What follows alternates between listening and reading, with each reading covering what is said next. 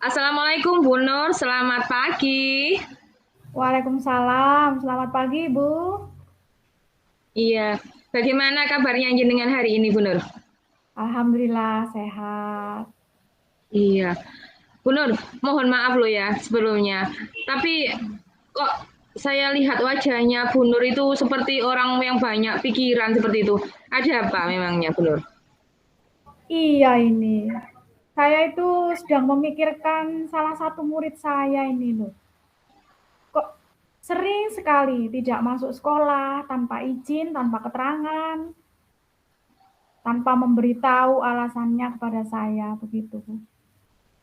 Hmm, oh, berarti kemarin itu Bu Nur itu meminta waktu saya Bu, ada waktu itu mau menceritakan hal ini gitu Bu Nur ya? Iya, sebenarnya iya. Hmm. Baik, Bu Nur. Ini mumpung saya juga ada waktu jam istirahat, dengan waktunya agama ya hari ini ya. Iya, Iya, mari kita berbincang selama 15 menit cukup ya, Bu Nur ya. cukup Bu, insya Allah cukup. Oh iya, iya, monggo Bu Nur. Iya, eh, saya tuh punya murid namanya Abel Bu. Dia itu Nggih. sering sekali tidak masuk sekolah tanpa memberitahu. Saya kan jadi khawatir begitu, Bu. Khawatir anak ini sakit atau bolos atau takut dengan saya mungkin atau tidak bisa pelajarannya, dibully temannya di kelas mungkin. Saya jadi khawatir bertanya-tanya.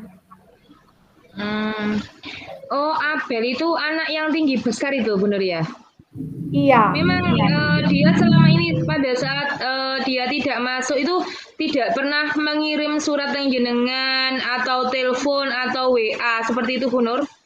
Tidak pernah itu. Iya.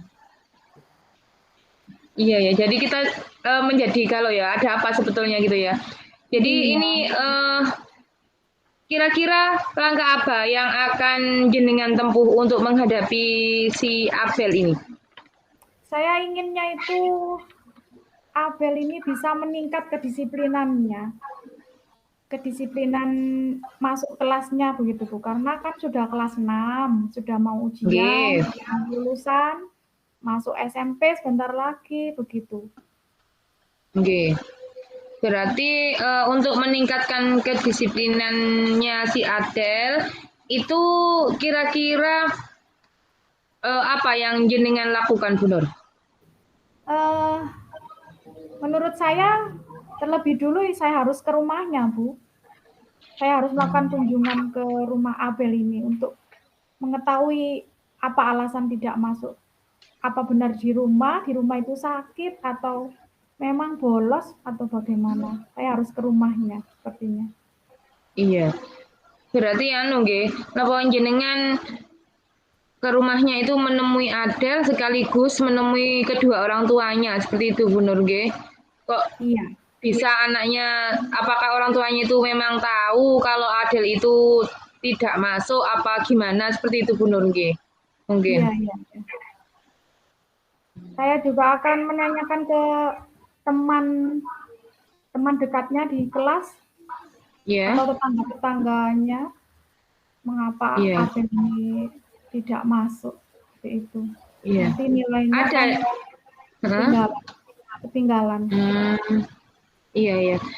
Memang ini ada dari teman Adel ini yang tetanggaan sama dia, Bu Nur. Ada, sepertinya ada yang satu biasa satu bangku dengan Abel. Oke. Baik, jadi Bu Nur nanti berencana ke rumahnya Adel. Kemudian menurut Bu Nur, Adel ini sekarang itu misalkan andaikan posisi angka 1 sampai 10 itu Adel itu berada di posisi angka berapa, Bu Nur? Menurut saya ada di angka 5 Bu, karena uh, Mhm. selama tengah semester ini sudah 7 kali Abel itu tidak masuk tanpa izin, tanpa keterangan. Hmm. Oke. Nah, ini seharusnya berapa, Bu? Kalau misalkan yang jenengan harapkan dari Adel itu seharusnya dia berada di posisi angka berapa? Yang saya harapkan sih angka 8 atau syukur-syukur di angka 9. Karena ini sudah kelas 6. Jadi nanti kalau sering tidak masuk akan ketinggalan pelajaran, akan berakibat tidak baik untuk dirinya sendiri karena mau ujian, kelulusan, dan masuk ke SMP begitu. Yang Iya. kelas 9. Semoga saja. Terus menurut jenengan ini ya, kira-kira apa yang jenengan lakukan agar Adel nantinya itu bisa berada di angka 9 ini, Bu Nur? Ya, yang pertama tadi saya akan berencana melakukan kunjungan rumahnya. Saya akan mencari tahu apa Abel ini sakit atau memang bolos. Kalau sakit ya saya doakan cepat sembuh tentunya agar bisa kembali bergabung dengan teman-temannya di sekolah, belajar agar tidak ketinggalan. Kalau memang bolos, mungkin saya akan menerapkan segitiga restitusi untuk membantu memecahkan masalah Abel ini, apa yang sedang dialami Abel ini.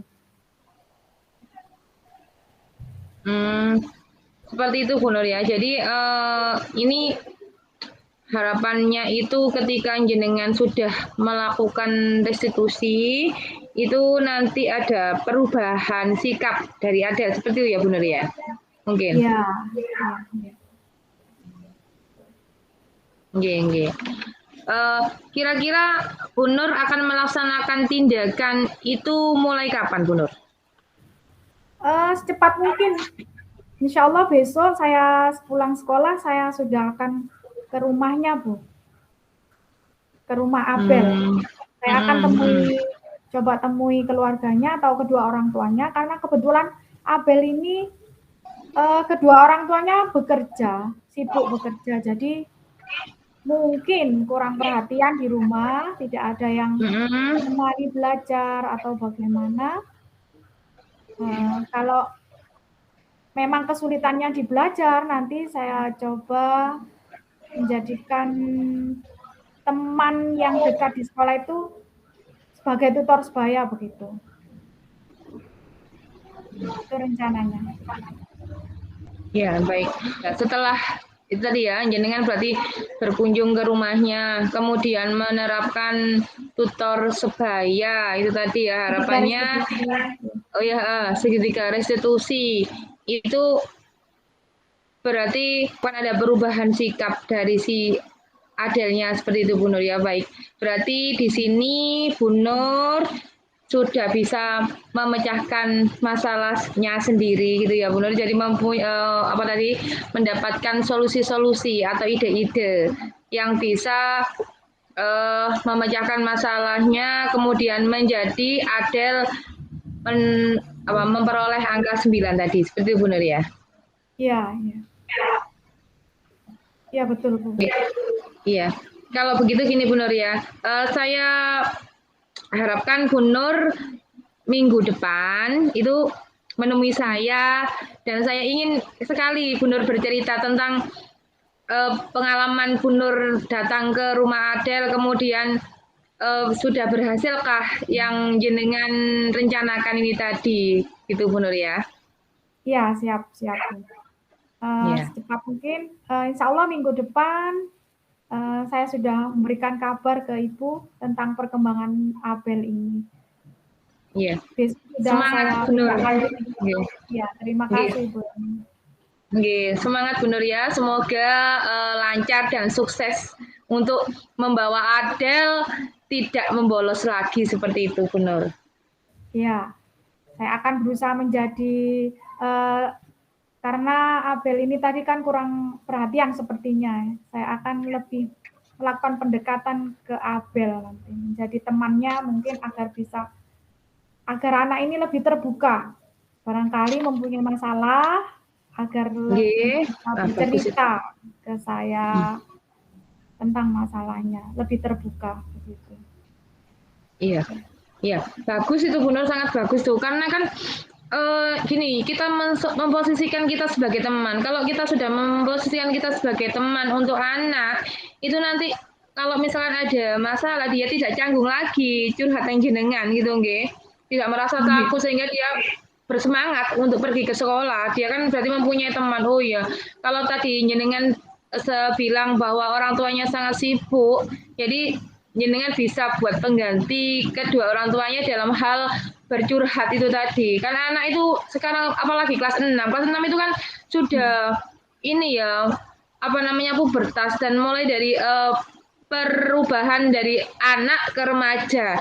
Jadi memang benar-benar dia mencari jati diri kalau di kelas 6 itu memang benar. Jadi memerlukan dia sosok yang bisa untuk diteladani, kemudian sosok yang bisa ditempati untuk curhat memang seperti itu kalau kelas 6 itu sebenarnya. Nggih. Iya. Baik, bagus itu Bu Nur nggih. Bagus itu Iya. nggih. Nggih. Terima kasih Bu Semangat Bu Helmi. Nur untuk ini, untuk melaksanakannya ya Bu Nur ya. Terima kasih Bu Helmi. Saya sudah Iya, tercerahkan sama-sama. tadi. Awalnya Iya. saya mikir Nggih. sekali susah apa itu. Sudah mau ujian kok enggak pernah masuk. Setelah curhat ke Bu Helmi ini jadi lega rasanya. Iya. Sudah menemukan Iya. solusi begitu ya Bu Helmi ya. Ya, alhamdulillah. Kalau Bu Nur sudah merasa lega gitu ya, setidaknya kan beban di jenengan sudah sedikit berkurang seperti itu Bu Nur ya. Nggih. Semangat Bu Nur ya. Terima kasih Bu Helmi atas waktunya, sudah meluangkan waktu untuk mendengarkan cerita saya. Iya. Sama-sama Bu Nur. Tetap semangat ya. Semoga apa yang jenengan lakukan ini nanti bisa bermanfaat bagi jenengan dan semuanya yang ada di dalam sekolah ini. Seperti itu. Iya, terima kasih Bu Helmi waktunya. Sama-sama. Ya. Assalamualaikum. Waalaikumsalam warahmatullahi wabarakatuh.